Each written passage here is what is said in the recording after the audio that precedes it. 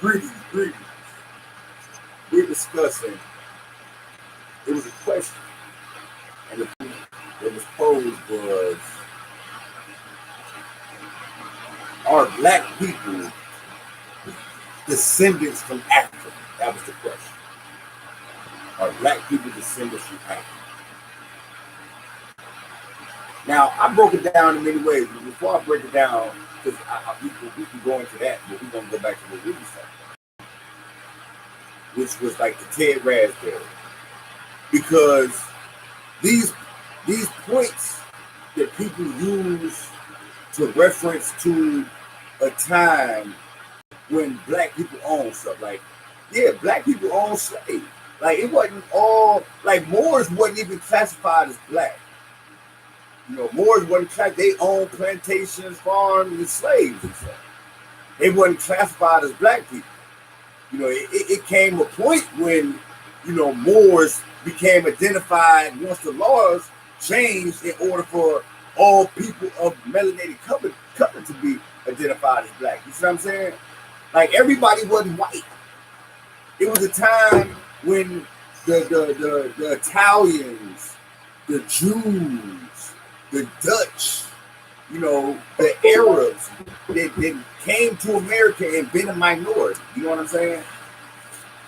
The Irish. You know, yeah, because there's no such thing as white and black. That's just an American concept. Anybody can be white except black people. You see what I'm saying? So this concept in America plays that the book with white folk is a mental thing. You know, it's a mental thing for you to think that you white, you privileged, you poor. So when you work at a job, you feel company, even though these people you're not benefiting on this no kind of way with the same people who, you know, who black is not benefiting from it. You understand what I'm saying? So poor is poor in that concept. You got class, which is classism is slaves and slave masters. Because it was white slaves, it was other color of people in America that was indentured servants. You see what I'm saying? It's just like in prison. Like, prison is another level of that slavery concept. But you got white people in prison too. You know, yeah, I know I've been in prison on anybody who breaking these laws that we put in place in order to control the masses. You see what I'm saying? It's about controlling the masses. We're not a minority. We're the majority. It's like in prison. You're not the minority in prison. You're the majority. There's more prisoners than guards. You can overtake it at any time. They only control you mentally. You know, it's more people than the government. We can definitely overtake them. It's David and Goliath when it comes to that. If all the people ain't with this government shit, you know what I'm saying? And we don't do this stuff, you're going to have to break down. Because you know what I'm saying? You're going to have to break down. You feel me? Because it's the people, it's the labor that's the motivating force. You can have as many tanks as you want to. When you say an order and there's a revolt, now keep in mind, when we're talking about history, this is normal. Only in this day and age are we mentally brainwashed to believe the mutiny is not normal. Yeah. You know, that we are to obey these laws and to be what it's going to be as if this is some godly stuff. This is new era stuff. This is a new era thinking. Because all through history, people revolting against tyrants. You see what I'm saying? People not just letting, you know, I'm just saying that's the history of the world until now. Now we deep into the matrix of believing that we are not gods. We aren't the generated operating store. We create the rules. You know what I'm saying? It's like for our children, we create the rules that determine who they is. You see what I'm saying? So if your son a bum, it's because of the environment that you created for him. You see what I'm saying? So that's why you always got to be mindful about how people raise, period, when you come to mating and all that kind of stuff. Because I'm saying, you know, everybody not breeding on a scientific level. Everybody not scientists. We more, so we practice in science. And definitely in sex. Sex is a level of sacred sexuality. This is the ability to That's the Garden of Eden. You know what I'm saying? That's the ability to procreate. That's what God do. That God creates Adam and Eve. Then he instructs them, you know what I'm saying, in the garden in order to rule over all civilization, right? In that concept. So, you know, now we kind of just raising slaves. You know, that's normal. And, you know, it's psychologically against the law for you to actually raise geniuses, for you to recreate yourself. You know, like people think you wrong. People think that you are wrong for trying to recreate and control a child's life and dictate who they become in the future. You know, that's not normal, but there was a time when that's normal. You know, that's how you got generational Rockefellers thinking like you cut off when you ain't doing this Hilton stuff. You see what I'm saying? The way we do it. There's a trust fund and everything. You know, people not even working. I'm not letting nobody else influence my heirs. You see what I'm saying? That's how they rock. So it ain't no like, no yeah. You can go mess with them and do what the world talking about, but they ain't even got it like we got it. You ain't gonna live like a queen, a princess in the world. You only gonna live like that in the kingdom that your parents create. So if your parents in projects, your kingdom in the project. You know what I'm saying? No matter how much money your mama got, she's not trying to put them together for you to be, you know what I'm saying, great. You know, that's not even a level of expectation. But religiously, that's our level of expectation. You see what I'm saying? It ain't no God in this. It ain't no Jesus without you creating. Once you give the blueprint, yeah, because this is science. This is right. You know, and I don't know who I was talking to. We were talking about science. Like in more science, spirituality and science is the proof of spirituality. You know what I'm saying? If God is the ultimate scientist, you know, he created all of this, you saying. So anything that you find in science, you just discovering what he already do and how he did. You understand what I'm saying? That's like reverse engineering, right? You know, Chinese, that's what they do. You know, they masters of reverse engineering, right? So this the concept of reverse engineering. Anything that we buy, we break it down, we learn it, and we recreate it. So that's buying one TV, breaking it down, and starting manufacturing TVs. Now you're the biggest TV manufacturer in the world. You understand what I'm saying? Buying one submarine, breaking this down, and start manufacturing submarines, start manufacturing missiles. It's this game that we play called Civilization. It's the same concept. You know, life is a science. And if you understand how this stuff works, it ain't going to, it's all the same. It's all how you and belief systems is important. You see what I'm saying? Yeah, you're definitely going to create what you setting out to create. You understand what I'm saying? Yeah. And if you don't, it's somewhere you fucked up. You understand?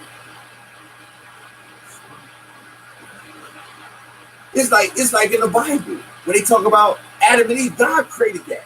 Now think about this concept when we think of God, the Almighty, in the form of He know everything. He created something that went against him, and He already knew that. Right? Now, you know, I'm Gnostic. I'm Gnostic in my beliefs because, you know, I'm studied.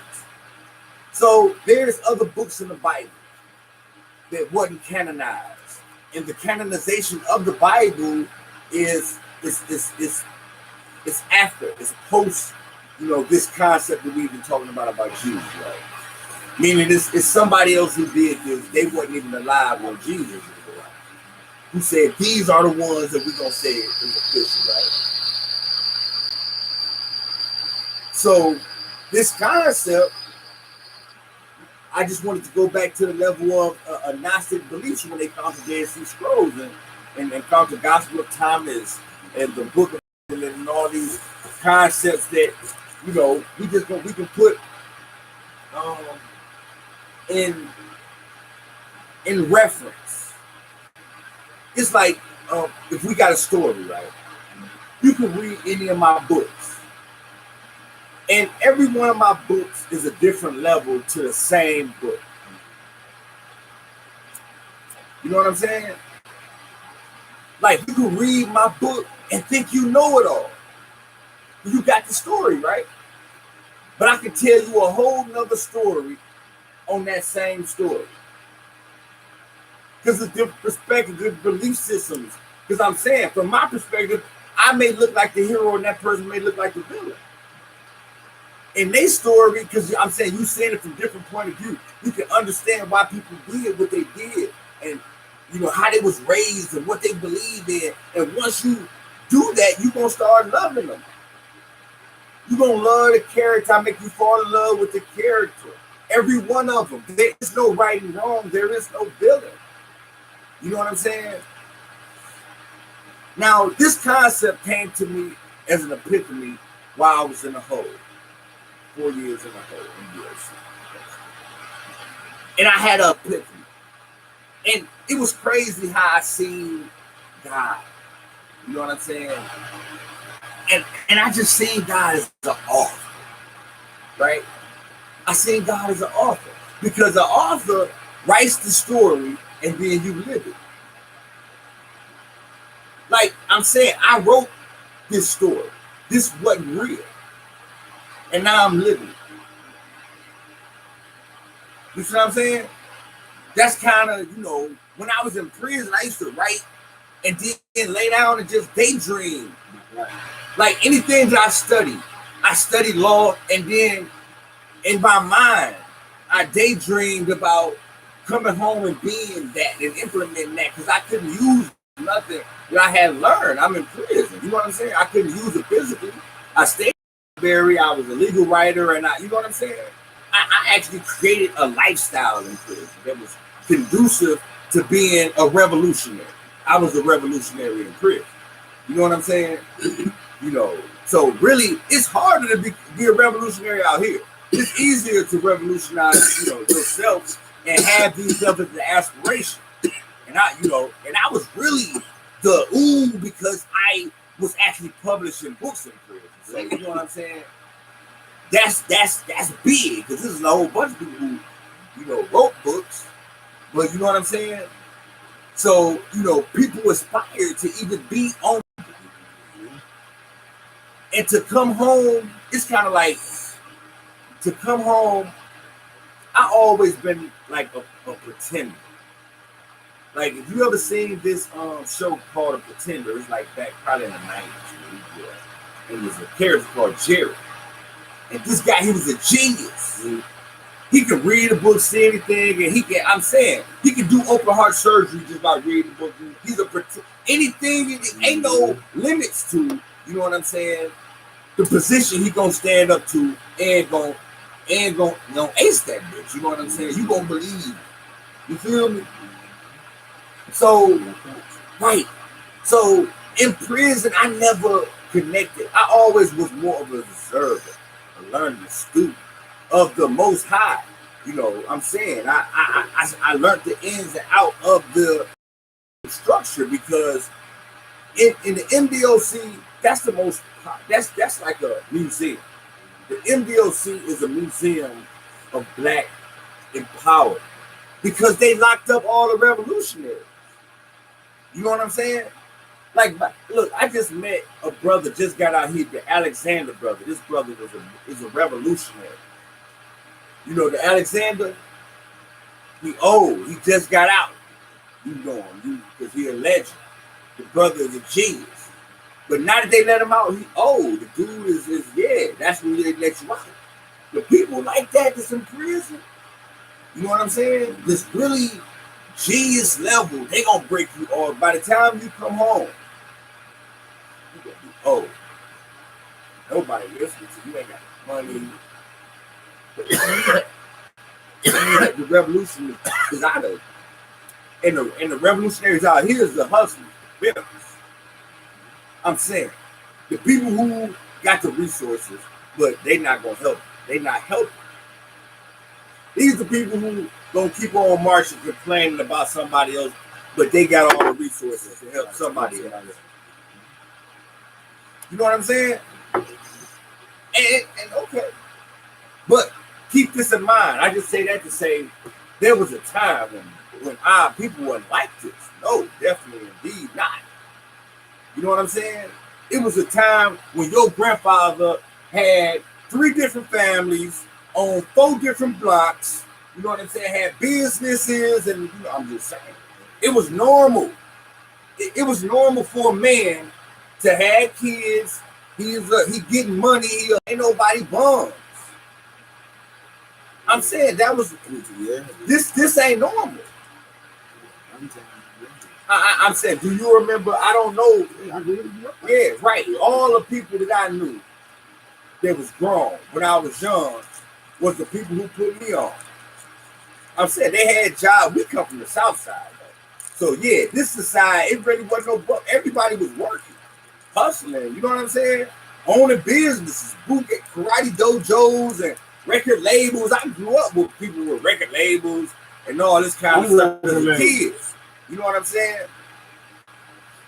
Everybody got a business. Who didn't have a business though? If you can cook, they got the candy house. They got the card games. They got lot numbers. Ain't no wrong. Now it's like everything wrong. Like hustling is wrong. You know what I'm saying? Just lie, right? Yeah. Hustling is wrong now. You feel me? You know, being an entrepreneur was normal. It wasn't no certain. Now people say everybody ain't meant to be an entrepreneur. You know what I'm saying? That's the lazy level. Look, if you got a family, you're an entrepreneur. Right. But you're not even looking at your family like that. You give all control over to the system.